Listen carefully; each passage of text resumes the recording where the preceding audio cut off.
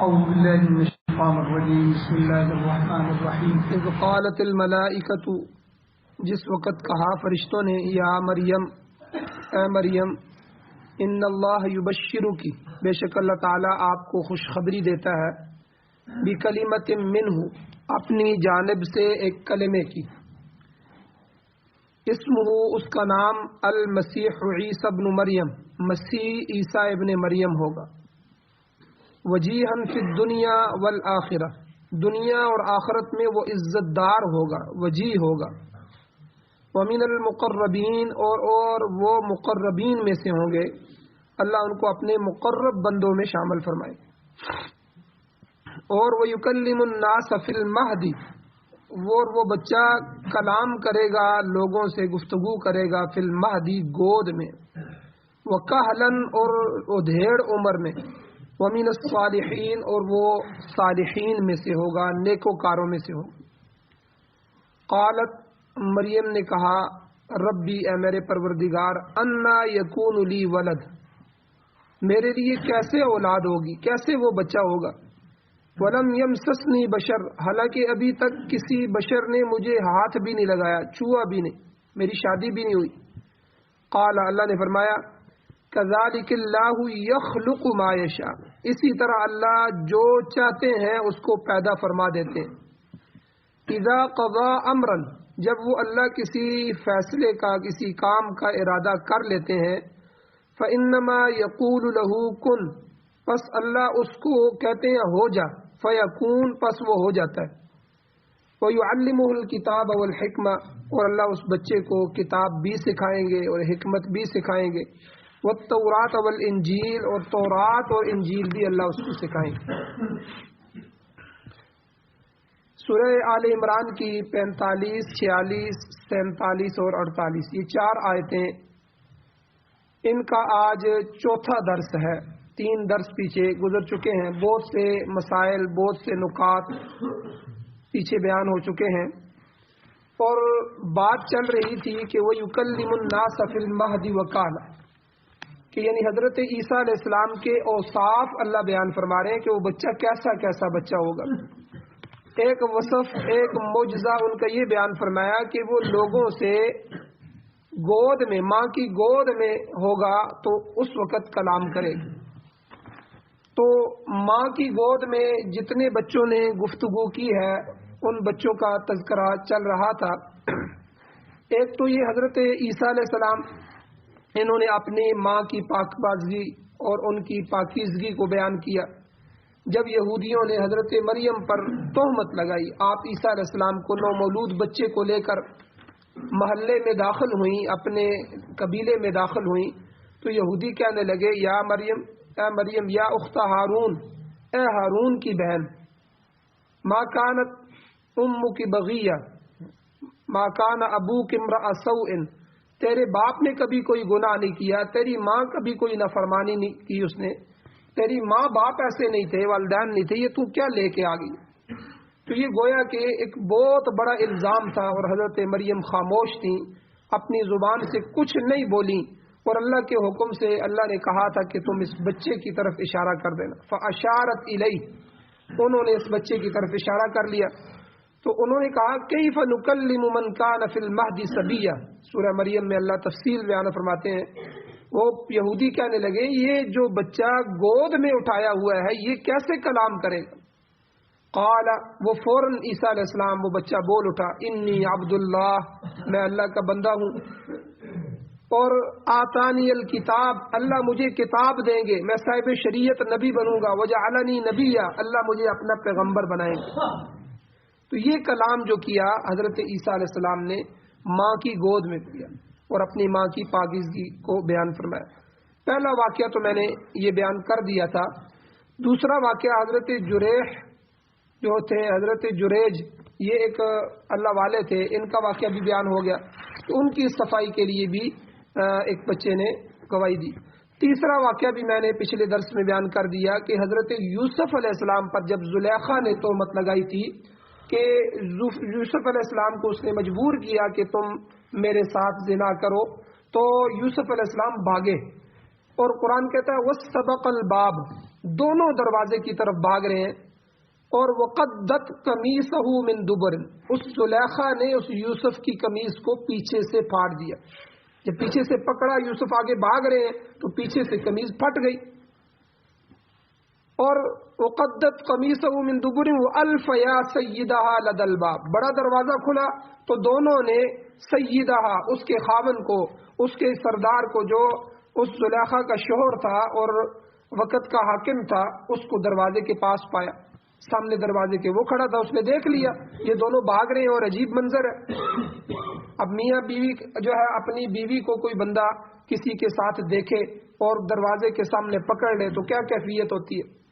تو یہی حالت ہوگی. یوسف علیہ السلام آگے آگے بھاگ رہے ہیں اور پیچھے پیچھے زلیخا بھاگ رہی ہے. اس نے پیچھے سے پکڑا، یوسف علیہ السلام نے چھڑایا اور پیچھے سے ان کی قمیص پھٹ گئی.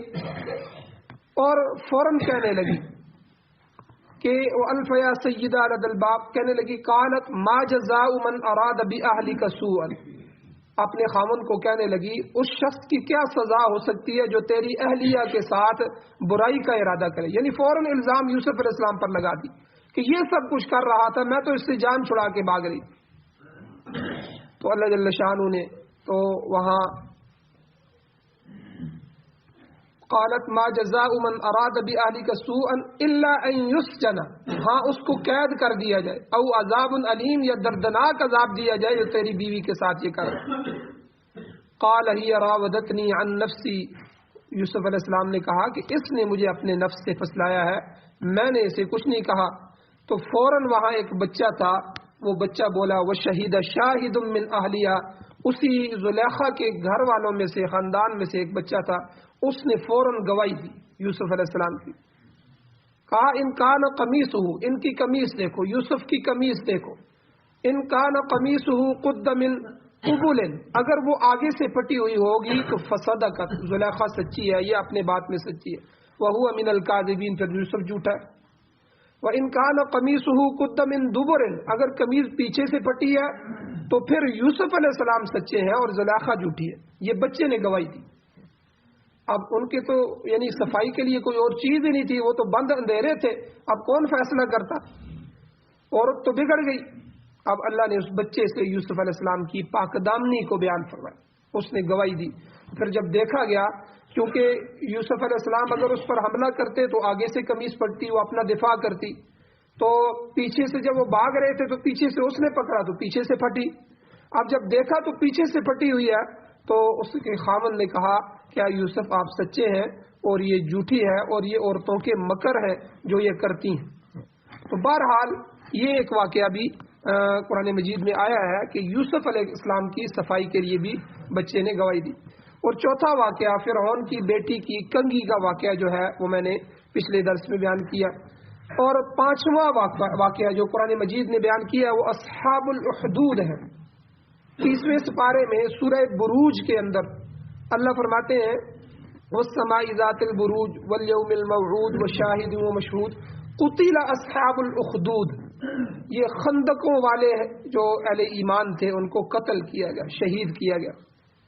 تو اصحاب الاخدود کا واقعہ بھی اسی نوعیت کا ہے.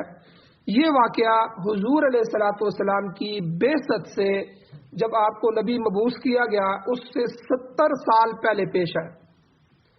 یمن کا ایک بادشاہ تھا ذو نواس، اس نے جب وہاں اہل ایمان بڑھنے لگے تو ایمان والوں کی سرکوبی کے لیے بڑے بڑے گڑھے کھدوائے کہ بڑے بڑے خندقیں کھدوائی جائیں، ان میں آگ بھری جائے اور ان سب ایمان والوں کو اس میں ڈالا جائے. تو ہزاروں ایمان والوں کو آگ میں زندہ جلایا گیا. مسلم شریف کی روایت میں آتا ہے کہ ایک ایماندار عورت لائی گئی جس کو آگ میں ڈالنا تھا، لیکن وہ بہت گھبرائی ہوئی تھی کیونکہ اس کی گود میں بچہ اٹھایا ہوا ہے. کوئی ماں بھی جب شعلے دیکھے اور سامنے دیکھے کہ آگ ہے، اس کی کوشش یہ ہوتی ہے کہ میں جل جاؤں، میرا بچہ کسی طرح بچ جائے. اب جب بچے نے ماں کی یہ کیفیت دیکھی تو یہ بچہ، اللہ نے اس کو قوت گویائی عطا فرمائی. یہ بچہ اپنے ماں کو کہنے لگا یا امی اصبری انکی علی الحق، اے ماں صبر کرنا، بلا شبہ تو حق پر ہے. یہ وہ جملے تھے جو اس کی ماں کی اطمینان کے سبب بن گئے. تو اللہ تعالیٰ نے یہاں اس بچے کو گویائی عطا فرمائی جس نے اپنی ماں کو تسلی دی۔ اور اسی طرح چھٹا واقعہ بخاری شریف میں بھی آتا ہے اور بعض دیگر احادیث میں بھی ایک اور بچے کا واقعہ آتا ہے کہ ایک عورت اپنے بچے کو دودھ پلا رہی تھی اور پاس سے کچھ لوگ گزرے جو ایک عورت پر چوری اور بدکاری کا الزام لگا کر اسے پیٹتے ہوئے جا رہے تھے، مگر وہ زبان سے صرف یہی کلمہ کہہ رہی تھی، حسبی اللہ، میرے لیے میرا رب کافی ہے، میرا اللہ میرے لیے کافی ہے۔ اب یہ دودھ پلانے والی بچی جو عورت تھی، اس جو معتوب عورت تھی، اس کی حالت زار کو دیکھ کر اپنے بچے کے متعلق اللہ سے دعا کی اور کہا اونچا اونچا کہ اے میرے بچے، خدا تجھے اس عورت جیسا نہ بنائے۔ بچے نے فوراً دودھ چھوڑا اور چھوڑ کر بولا اللہم اجعلنی مثلہا، اے اللہ مجھے اسی عورت کی طرح بنا۔ تو وہ حیران ہو گئی۔ تو تھوڑی دیر بعد ایک مغرور مفرور آدمی، سرکش آدمی گھوڑے پر بیٹھا ہوا شان کے ساتھ سے گزرا، تو ماں نے اس سوار کی شان و شوکت دیکھی تو کہنے لگی اے اللہ میرے اس بچے کو ایسا ہی بنا دے۔ بچے نے پھر دودھ چھوڑ دیا اور بولا اے اللہ مجھے اس جیسا سرکش نہ بنانا۔ تو یہ تو واقعات وہ ہیں جو قرآن اور حدیث میں موجود ہیں۔ اسی طرح تاریخ کے اندر بھی بہت سے دیگر بچوں کے حالات ملتے ہیں جنہوں نے کم سنی کے اندر، کم عمری کے اندر اسی طرح کلام کیا، جس طرح حضرت عیسیٰ علیہ السلام نے پیدائش کے پہلے دن ہی کلام کر کے اپنی ماں کی بریت کا اظہار کیا۔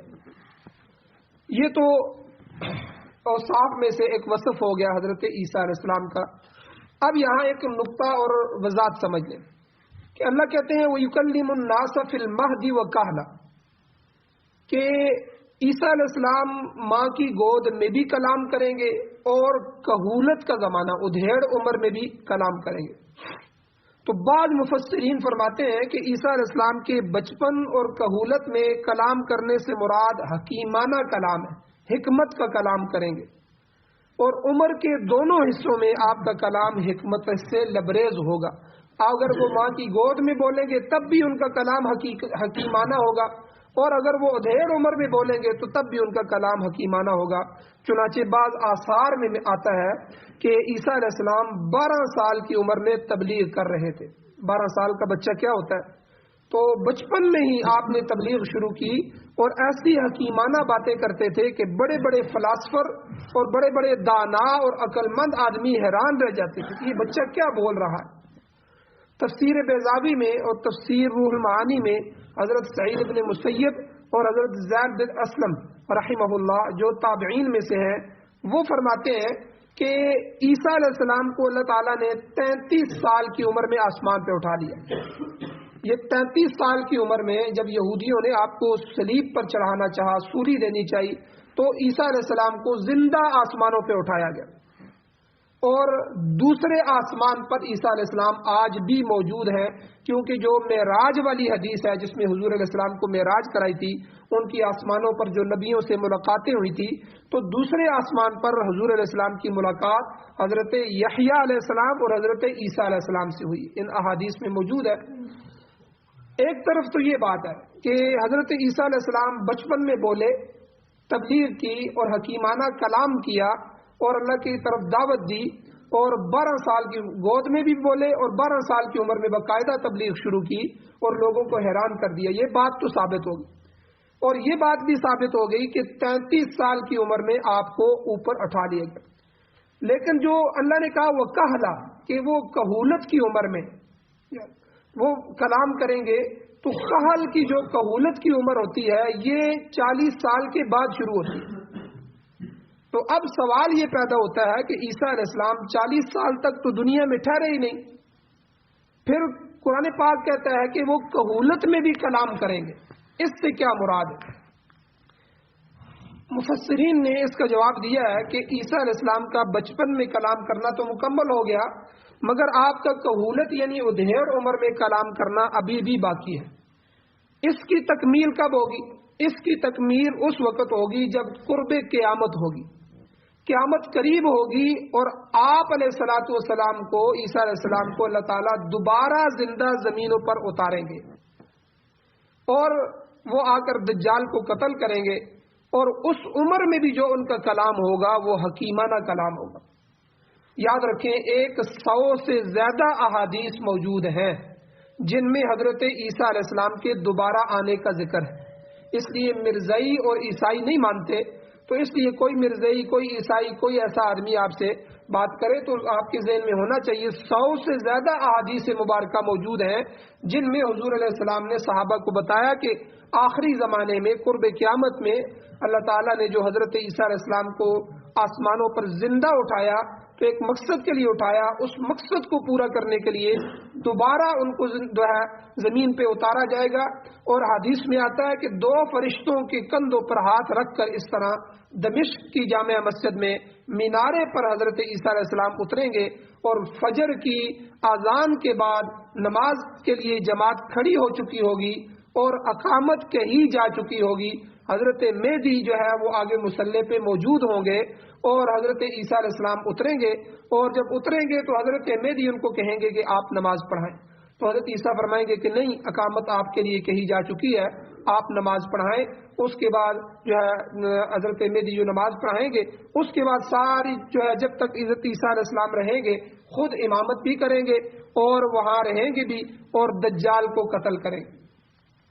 اور حضرت عیسیٰ علیہ السلام کے بارے میں بخاری، مسلم اور دیگر کتب میں بھی آتا ہے کہ جب وہ دوبارہ دنیا میں تشریف لائیں گے تو حکومت کریں گے اور دنیا میں عدل و انصاف قائم کریں گے، اور 40 سال یا کم و پیش کا عرصہ دنیا میں وہ ٹھہریں گے۔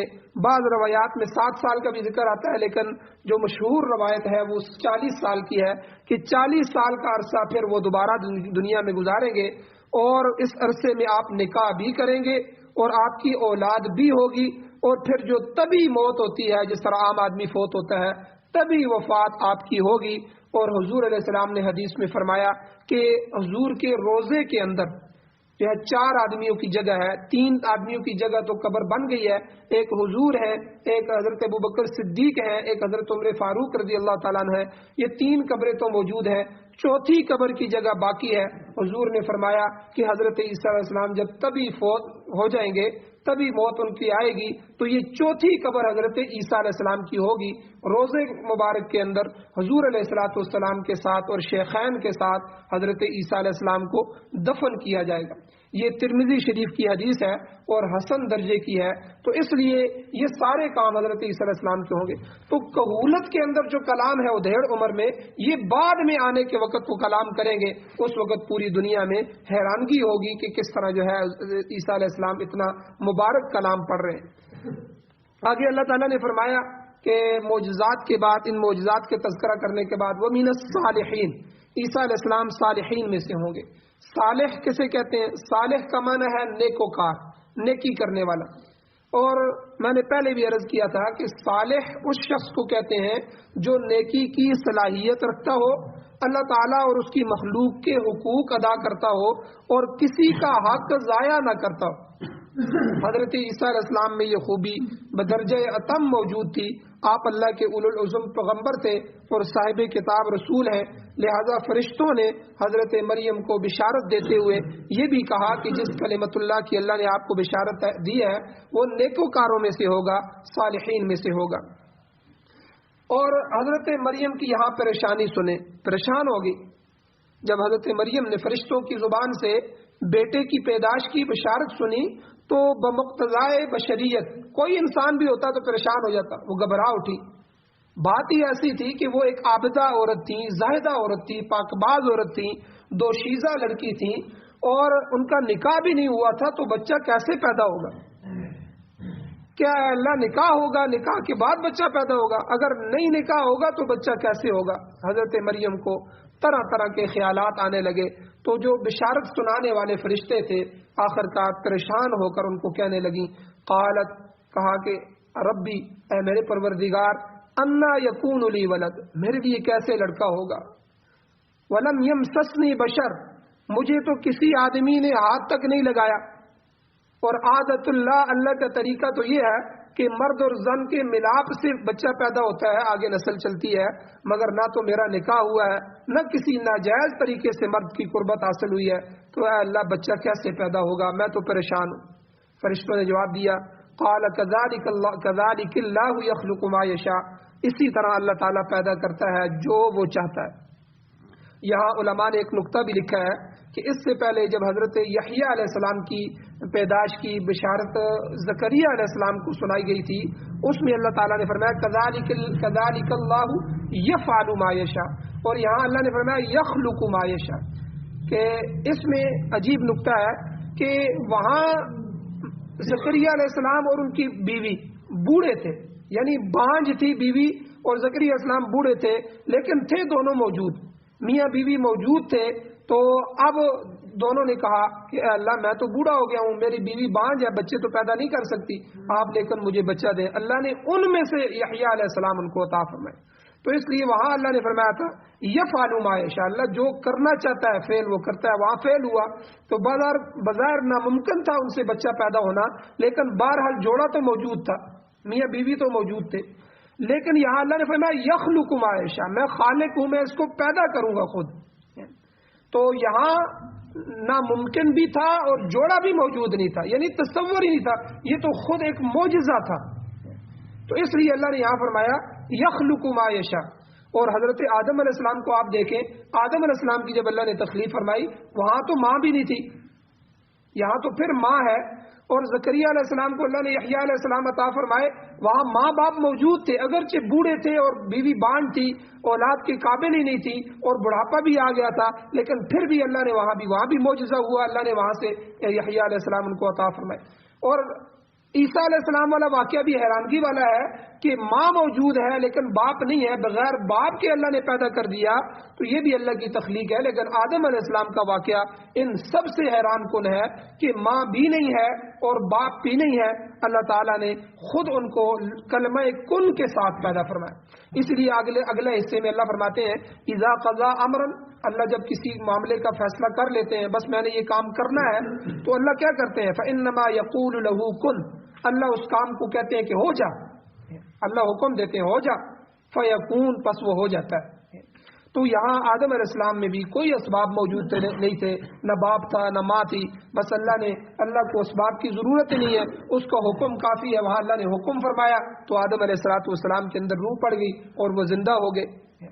تو بہرحال یہاں آگے اللہ نے فرمایا کہ یہ عام بچہ نہیں ہے، عیسیٰ علیہ السلام کی بشارت دی جا رہی ہے کہ اس کی ایک صفت یہ ہوگی کہ وہ یعلمہ الکتاب والحکمہ، اللہ تعالیٰ اسے یعنی عیسیٰ علیہ السلام کو کتاب اور حکمت سکھائیں گے۔ یہاں مفسرین دو گروہوں میں تقسیم ہوئے ہیں۔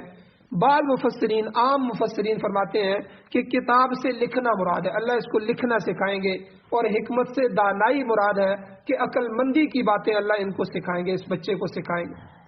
مگر جمہور مفسرین، دوسرے بہت سے مفسرین فرماتے ہیں کہ کتاب سے مراد قرآن ہے اور حکمت سے مراد سنت ہے، حدیث حضور کی۔ اور مسلم شریف میں امام ابن ابی ذئب رحمہ اللہ کی روایت موجود ہے کہ جب مسیح علیہ السلام دنیا میں دوبارہ نازل ہوں گے تو وہ قرآن یعنی کتاب اور سنت کے مطابق فیصلے کریں گے۔ اللہ تعالیٰ آپ کو قرآن اور سنت کا علم بھی دیں گے اور بلا واسطہ دیں گے، کسی کے شاگرد نہیں بنیں گے، کسی استاد سے تفسیر نہیں پڑھیں گے، نہ سنت سیکھیں گے، بلکہ اللہ تعالیٰ یہ چیزیں خود بخود ان کے دل میں القاء کرے گا، ان کو سکھائے گا۔ تو یہاں مراد کیا ہے کہ اللہ قرآن اور حدیث کا علم ان کو عطا فرمائیں گے۔ والتورات والانجیل، تورات، اللہ تعالیٰ نے عیسیٰ علیہ السلام کو تورات کا علم بھی دیا تھا۔ تورات کا معنی قانون ہے، اور یہ حضرت موسیٰ علیہ السلام کی کتاب تھی۔ فرعون کی غلامی سے نجات پانے کے بعد آپ کی امت نے خود ان سے درخواست کی تھی، یہودیوں نے، بنی اسرائیل نے، کہ ہم غلامی کے قانون سے آزاد ہو چکے ہیں، اب فرعون مر چکا ہے، اس لیے اب ہمارا اپنا قانون ہونا چاہیے، کتاب ہونی چاہیے جس کے مطابق ہم عمل کریں۔ تو ان کی فرمائش کے جواب میں اللہ تعالیٰ نے تورات نازل فرمائی۔ تو اللہ نے کہا کہ اللہ اس بچے کو تورات بھی سکھائیں گے۔ والانجیل، اور عیسیٰ علیہ السلام کو انجیل کا علم بھی دیا گیا۔ انجیل کا لفظی معنی ہے بشارت، خوشخبری۔ یہ کتاب اللہ تعالیٰ نے حضرت عیسیٰ علیہ السلام پر نازل فرمائی اور آپ کو اس بات کا پابند بنایا کہ تم جہاں بھی جاؤ لوگوں کو خوشخبریاں سناؤ۔ تو انہی خوشخبریوں میں سے ایک خوشخبری سورہ صف کے اندر 28ویں سپارے کے اندر اللہ فرماتے ہیں کہ وہ لوگوں کو، عیسائیوں کو یہ خوشخبری بھی سناتے تھے، مبشرا برسول یأتی من بعد اسمہ احمد، یعنی میرے بعد میں تمہیں خوشخبری سنانا چاہتا ہوں کہ میرے بعد ایک ایسا رسول آئے گا جس کا نام احمد ہوگا. یہاں یہ بھی یاد رکھیں سریانی زبان میں احمد کہتے ہیں فارقلیت کو. فارقلیت یہ سریانی زبان کا لفظ ہے، تو جو اب عیسائیوں نے انجیل سے حذف کر دیا، اس کو مٹا دیا. تو ان دونوں الفاظ کا معنی ایک ہی ہے، یعنی تعریف والا نبی وہ آنے والا ہے، اس کی تعریف ہوگی، ساری دنیا اس کی تعریف کرے گی، اللہ اور اس کے فرشتے بھی اس کی تعریف کریں گے، ایمان والے بھی اس کی تعریف کریں گے. تو احمد کا معنی یہ ہے تعریف والا نبی. تو اس کی شریعت جو ہے وہ ابد تک رائج رہے گی، اس کے بعد کوئی نیا قانون، نئی شریعت نہیں آئے گی. اس لیے اس کا نام ہی انجیل رکھا. اس میں اخلاق، حکمت اور نصیحت کی باتیں تھیں. تو بہرحال یہ عیسیٰ علیہ السلام کے متعلق چند چیزیں تھیں، اور مزید جو ان کے معجزات ہیں انشاءاللہ آگے تفصیل کے ساتھ آ رہے ہیں. اللہ جل شانہ سے دعا ہے اللہ ہمیں عمل کی توفیق عطا فرمائے. آمین. الحمدللہ رب العالمین والعاقبۃ للمتقین والصلاۃ والسلام علی رسولہ النبی الامی الکریم. یا اللہ ہماری کمیوں کوتاہیوں کو معاف فرمائیے. یا اللہ درگزر فرمائیے، صغیرہ کبیرہ گناہوں کو معاف فرمائیے. یا اللہ ہم گناہگار ہیں، سیاکار ہیں، لیکن آپ کے حبیب کی امتی ہیں. یا اللہ ہم پر رحم فرمائیے، کرم فرمائیے، فضل والا معاملہ فرمائیے. یا اللہ قرآن و سنت سے محبت نصیب فرمائیے. اس کو سننے، سمجھنے، عمل کرنے اور سیکھنے اور اس کی اشاعت کرنے کی توفیق عطا فرمائیے. یا اللہ قرآن و سنت کو بطور آئین، بطور دستور، بطور ضابطۂ حیات ہمیں نصیب فرمائیے. یا اللہ پاکستان سمیت ہمارے اس ملک سمیت پوری دنیا میں یا اللہ اپنے نظام کو غالب فرمائیے، باطل نظاموں کو ختم فرمائیے. یا اللہ جو بیمار ہیں ان کو شفا عطا فرمائیے، جو مقروض ہیں ان کے قرضوں کے پورا کرنے کے اسباب پیدا فرمائیے. یا اللہ جو ایمان کی حالت سے اس دنیا سے جا چکے ہیں یا اللہ ان سب کی بخشش فرمائیے. صلی اللہ تعالی علی خیر خلقہ محمد وآلہ وصحبہ اجمعین برحمتک یا ارحم الراحمین.